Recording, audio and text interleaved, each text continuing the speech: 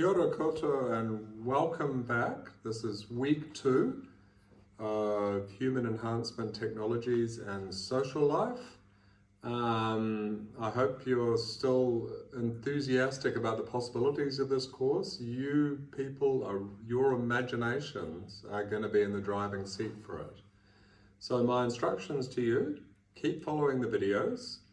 Furkan and I are going to make them as exciting as we can. You can guess where we are. We're going to film them from different parts all around the university. Who knows? Maybe we'll go to France and film one there. You never really know. But we'll keep it interesting and keep it lively. So the instruction I have for this second week is keep on reading the Dialogues book. I want you to view the discussion about human enhancement.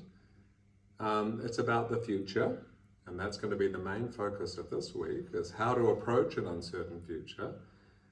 But it's also something that you can shape, and it's also something that you need to be kind of a bit clever about. You need to think that the future is not written in stone, and it's there are differences between sort of taking two credulous or sort of believing charismatic people about what they say about the world. If you believe what Elon Musk says, then you'll be making him richer. If you want to do that, believe everything he says about the future. I think it's much better for you to advance your own claims. I mean, don't just say things about the future. Say things and say, this is why I believe this. And so this week is all about the discussions that you can begin about human enhancement technologies and how we can debate and discuss them. So the most important point, or one of the most important points from the first week, was that you are imagining animals, and that your most important asset as you enter this future and try to guide the rest of humanity into it is that you have imaginations. And imaginations are amazingly powerful things. We hear a lot about AI. No current AI has an imagination. You are human, you have an imagination, and that's your best asset when it comes to considering these futures. And I want to introduce another thing that's allied to that, imagination insurance. That if you think about this uncertain place that is the future, you need insurance against the terrible possibilities that could occur if we change ourselves in ways that we don't think about. But you also need insurance. It's not all depression, doom and gloom. It's not like we're not going to turn this into a dystopian movie just because some bad stuff could happen. We're going to basically also turn it into a movie in which, well, the human enhancement technologies could make amazing things happen. And you want to be prepared for that. So imagine someone says, oh, this is an amazing thing. And you're sitting there saying, whoa, I didn't think about that. Well, you're in a bad position to get the most of it.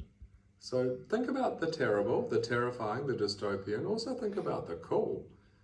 Be prepared for both, because nothing is set in stone. So I want to introduce a view about the future that basically says the future is a place that we can't see. There are no crystal balls.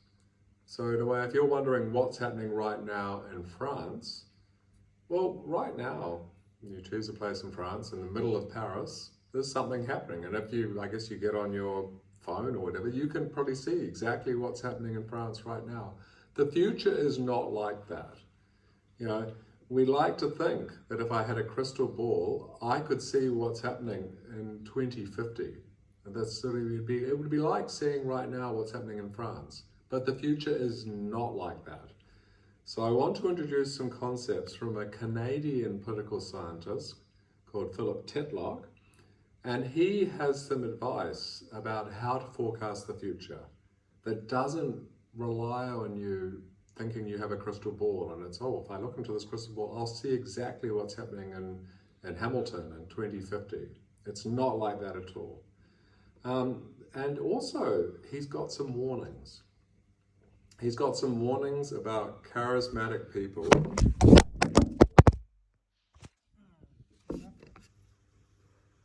So the most important thing we need to do is to counteract basically the charisma.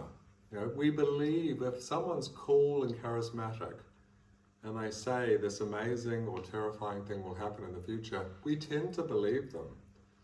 And I don't know if you've followed much about Elon Musk. He's a very charismatic person when it comes to tech. And Elon Musk has basically made himself incredibly rich. And he's basically been allowed to become incredibly rich because he's basically sort of said, well, I'm going to promise you this future. I'm going to promise you a city on Mars in the year 2050.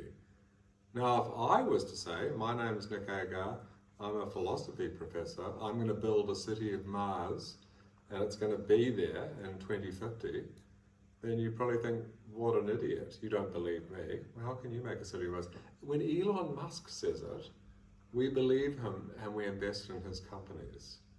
But if you think about some of the things that we believe, we're so desperate to believe that when a cool guy who's quite smart and into tech says, I'm going to build a city of 1 million people on Mars and have it there by 2050, we say, maybe. I mean, if I say it, we say, no way. But when Elon Musk says it, yes. And if you think about it, I mean, how many of you really think 2050 is not far away? You guys will almost certainly all be around. Do you really think Elon Musk is going to put a city of Mars, a city of 1 million on Mars in 2050? I very much doubt he is.